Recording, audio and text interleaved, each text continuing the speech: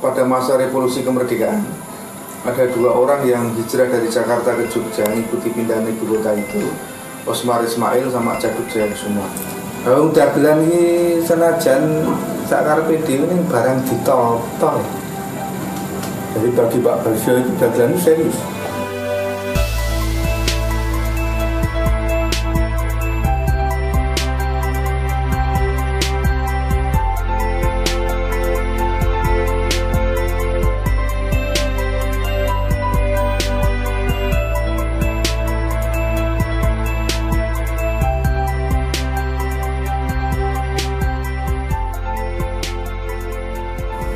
Kalau dulu fokus pengikatnya adalah pelakunya, bintangnya.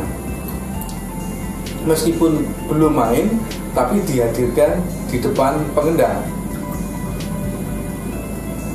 Nah, sekarang bicara angkringan. Bintang, bidadari pertunjukan yang ditempatkan di depan pengendang itu ikut menyaksikan yang sedang main, itu angkringan. Kan gitu.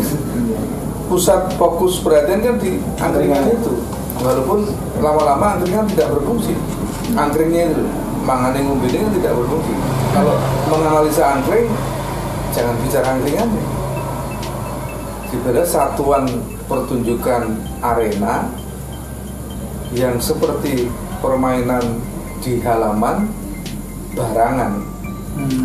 Apalagi kekuatan angkringan kan di penontonnya juga menjadi seperti itu. Jadi respon pancingan-pancingan produksi tawa di angkringan itu kan kekuatannya ada di pemain di dalam merespon satu sama lain dan reaksi penonton kan. Orang yang bisa mengerti beda logika itu mesti orang pintar kan itu. Nah, orang pintar aja ngerti, orang ngalar ya aja. Dagelan Mataram mengamatkan itu. Jadi pendengar dagelan itu sejak lama mau pintar.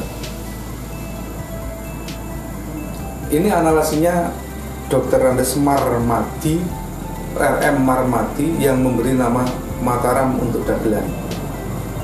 Namanya sudah saya temukan di riset saya, namanya Dr. Andes RM Marmati.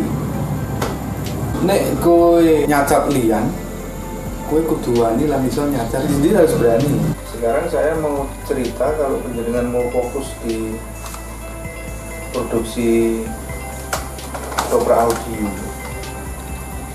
itu kan harus punya partner, peralatan, partner editing dan sebagainya, dimulai dari apa yang dipunya. Nah, dalam rangka itu maka tim penjenengan wis ono itu ya mari masuk ke dalam wilayah golek gawean.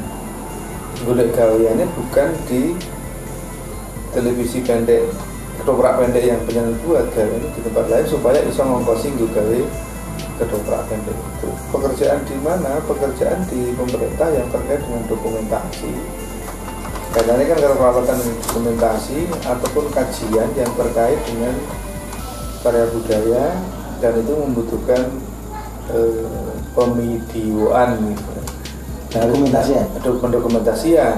Nah, kayak gitu kan ada banyak pekerjaan-pekerjaan kecil yang bisa diraih dengan satu proses penunjukan kalau kecil atau lelang. Kalau sampai lelang, nah kita sudah punya partner sebenarnya.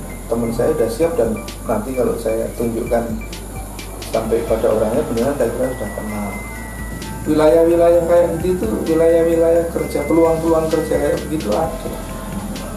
Dan kalau sudah jelas organisasi penjenengan dan iso nangani kayak gitu itu, nanti penghasilan bisa jadi pangan bareng-bareng, tapi bareng-bareng juga ngisihin itu modal kerja. Ketoprak salah satu sumber material komoditas potensial untuk ditransaksikan di dalam lalu lintas media sosial online sebagai salah satu bentuk cara masyarakat berhibur. Nah, hanya kita belum menemukan format ketoprak yang semacam apa yang bisa digunakan untuk berhibur sesuai dengan karakter media yang ada terbaru sekarang dan akan terus berubah dan berkembang. Jangan-jangan perkembangan media itu, tontonan layar itu nanti tidak hanya dari tangan ke tangan, tapi juga dari kendaraan ke kendaraan, dari lokasi ke lokasi. Kita nggak bawa handphone, tapi masuk ruang orang, setiap rumah orang itu ada yang bisa dikendalikan sendiri oleh tamunya. Kartun gue, iya. Bocah orang delok bahasa ya, iya. Dan itu bisa masuk kemana saja. Bisa orang ketoprak kemudian dibahas sederhana itu misalnya. Jangan percaya mas Jarwi. Nah ini makanya saya kemudian kok konyol ya ketika orang ketoprak terkendala dalam urusan bahasa itu. Jangan percaya. Nah, Korea apa? Korea kan bahasa Inggris ya. Bahasanya ya Korea. Kok jadi digemari di mana-mana? Kekuatan industrinya sih kan. Kekuatan industri satu, yang kedua adalah aksesibilitas, kemampuan kita mengakses terjemahan. Jadi kalau kita nggak bahasa Jawa, biarkan bahasa Jawa, tapi kita harus siap bahasa Inggrisnya piye. Naluri PY kan bekerja dibayar.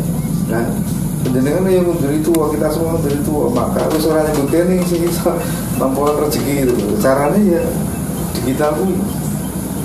Punggung desain ketoprak dan ketika wayang wis padahal cuma sistemnya nempel wayang. Dan sedangkan sekarang mau ketoprak itu sistemnya kan produsen.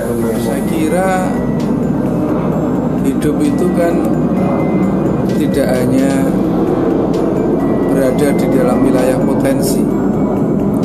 Ketika kesadaran potensi itu ada, maka sebenarnya yang akan terjadi adalah semestinya adalah mengolah potensi itu untuk mendapatkan peluang.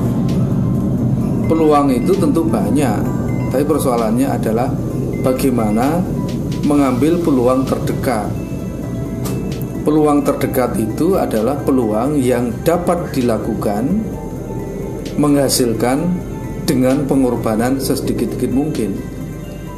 Nah, kawan-kawan di situ saya kira sudah sangat dekat dengan ketoprak, memiliki potensi keketoprakan.